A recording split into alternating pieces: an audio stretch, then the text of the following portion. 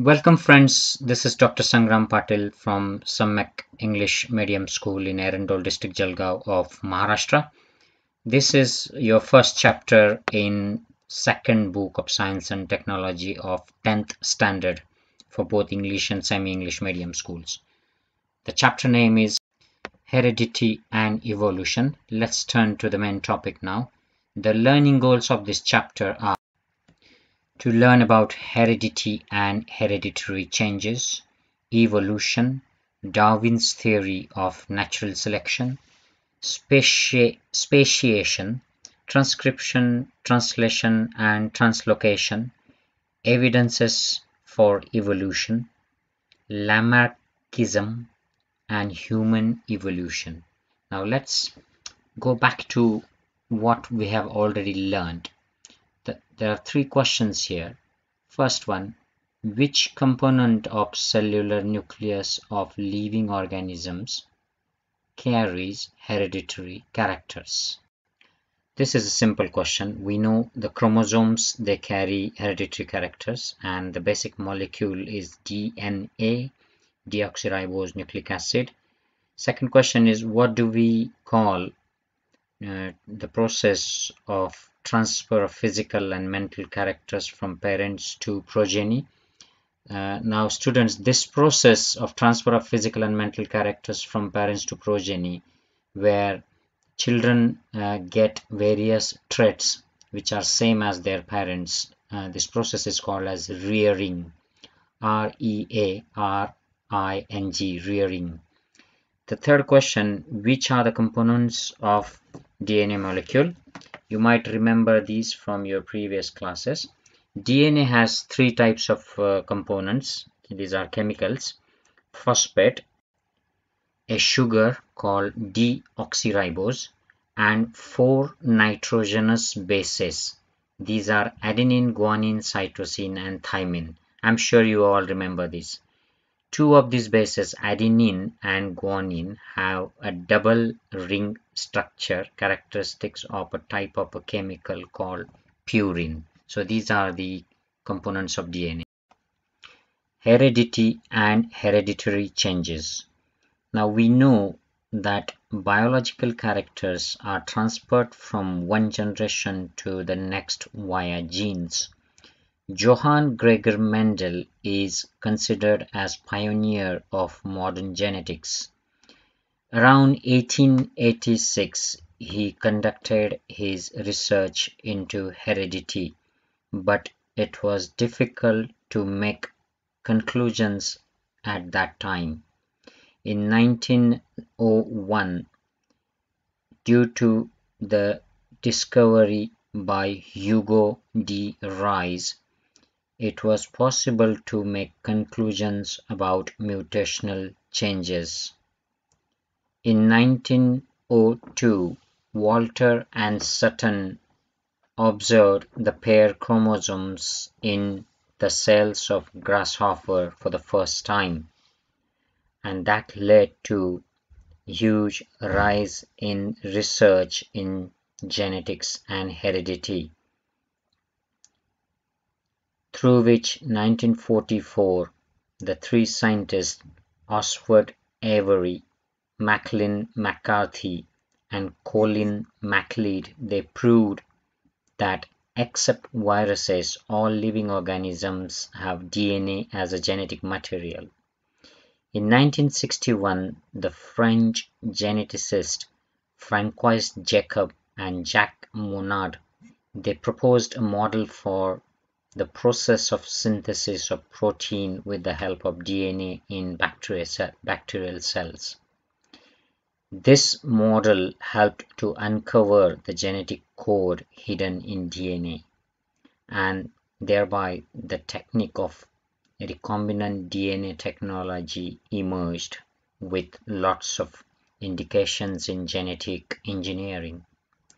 The science of heredity is useful in the diagnosis, in the treatment, and for prevention of hereditary diseases, as well as production of hybrid varieties of animals and plants, and in industry to process the microbes which have varied applications.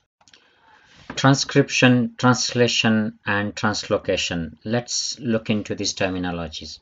The couple of tasks your book has asked you to do. The first one is sketch and explain the structure of DNA and various types of RNA. Now, as we all know, DNA is a double-stranded structure, two strands, and they are arranged in a spherical manner, wrapped around each other, and they consist of two strands held together by these bonds of adenine to thymine and guanine to cytosine. The two strands are made up of sugar, phosphate, and that's the main backbone of DNA structure. And adenine, guanine, cytosine, thymine, these are bases of DNA. Three main types of RNA: messenger RNA, that is mRNA, ribosomal RNA, that's rRNA, and transfer RNA, that is tRNA. The next question is explain the meaning of genetic disorders and give names of some genetic disorders. Now, genetic disorders, students, these are a group of diseases where there is a genetic problem and it is caused by one or more abnormalities in the genome, especially the condition that is present from birth, and it's also called as congenital. These are not very common conditions. The genetic disorders are quite rare and they can be hereditary. That means they are passed from generations to generations. Few examples of genetic disorders are cystic fibrosis, Down syndrome. There's something called Fragile X syndrome, Duchenne muscular dystrophy, Huntington's disease. There are many more such examples. In India, we see sickle cell anemia. Sometimes we see Marfan syndrome, hemochromatosis. These are few examples of common genetic disorders. Now let us look into the process of transcription. DNA is involved in control of structure and function of the body, and RNA is helpful in this process. The information about protein synthesis is actually stored in DNA, and synthesis of appropriate proteins as per the body's requirement is done through RNA. This is called as central dogma, the information which is stored in DNA.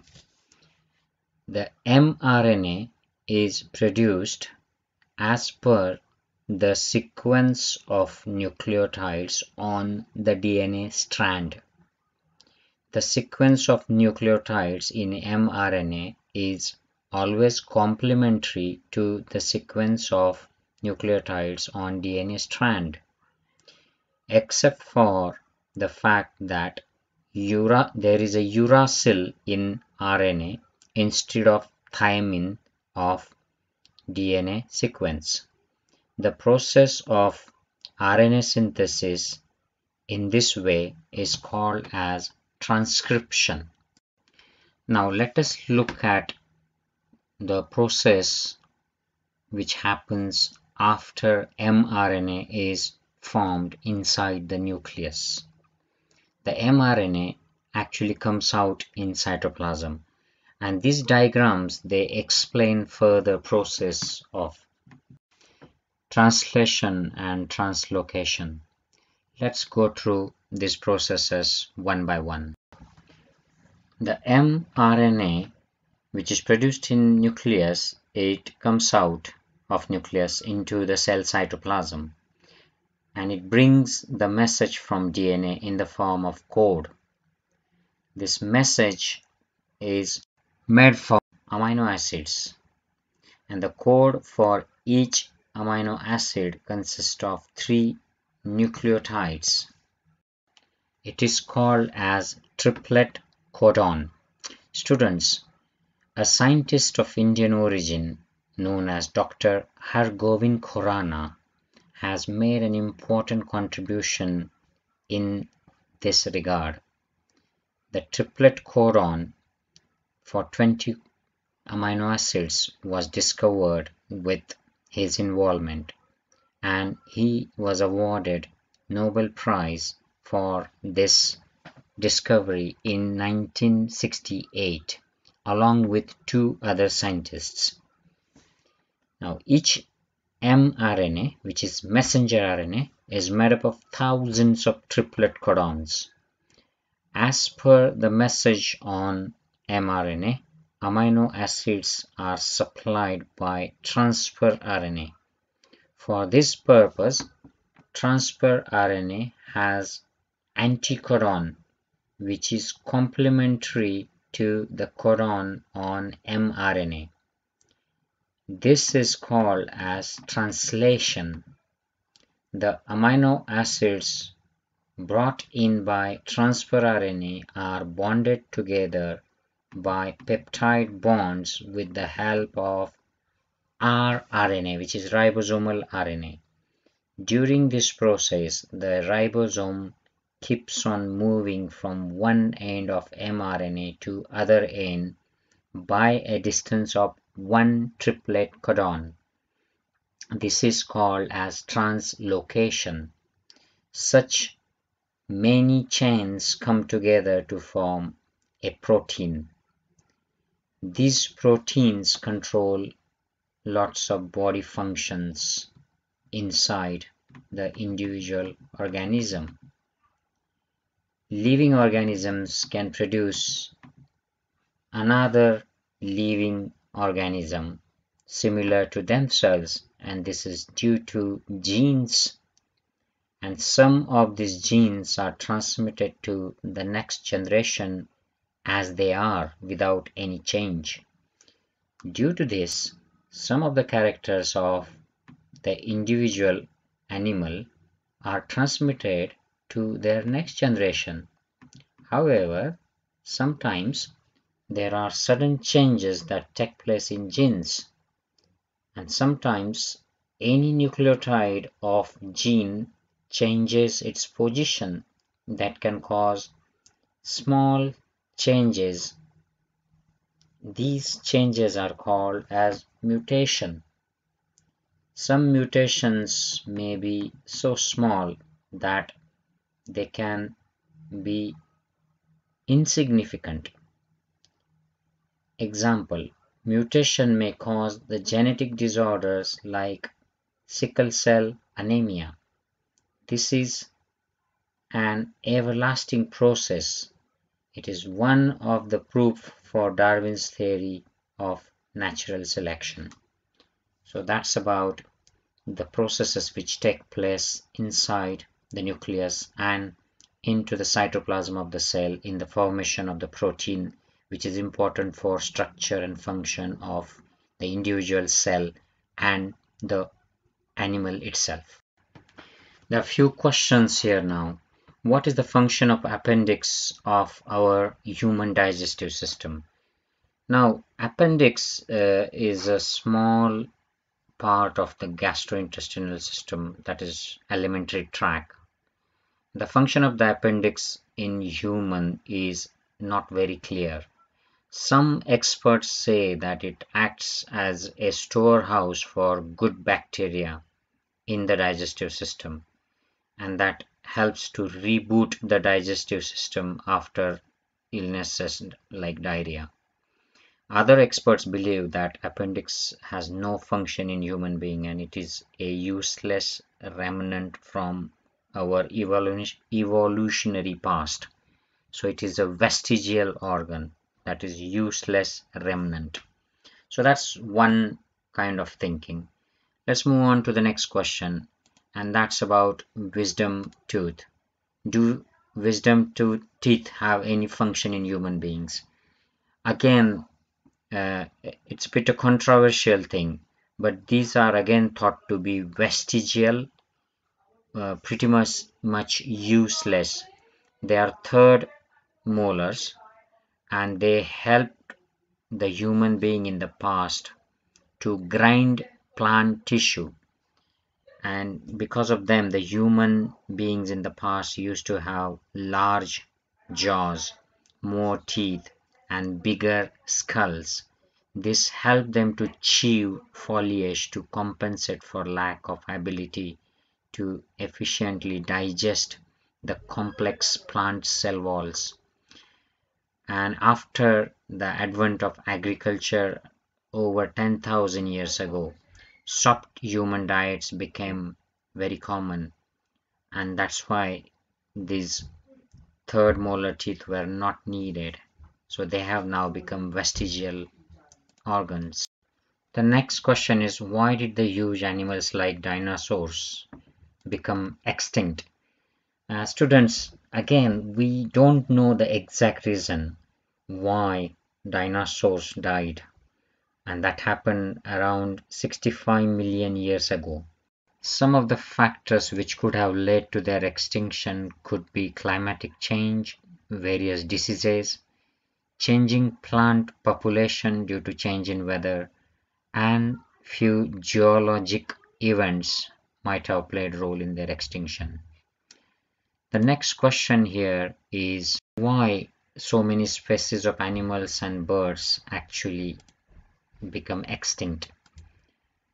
There are various reasons why the birds and animals become extinct. There could be a loss of the place where they live, so change in habitat, loss of habitat, illegal killing of plants and animals by human beings, such as poaching, pesticide and pollution of the environment have led to killing of many insects, animals, and plant species. The climatic change and some diseases like infections by bacteria, viruses, and other microorganisms. These cause extinction of the plants and animals. Let us look at evolution. Evolution is the gradual change occurring in living organisms over a long duration. This is a very slow ongoing process through which development of organisms is achieved. All the stages in changes occurred in various components ranging from stars and planets in space to the biosphere present on Earth should be included in the study of evolution.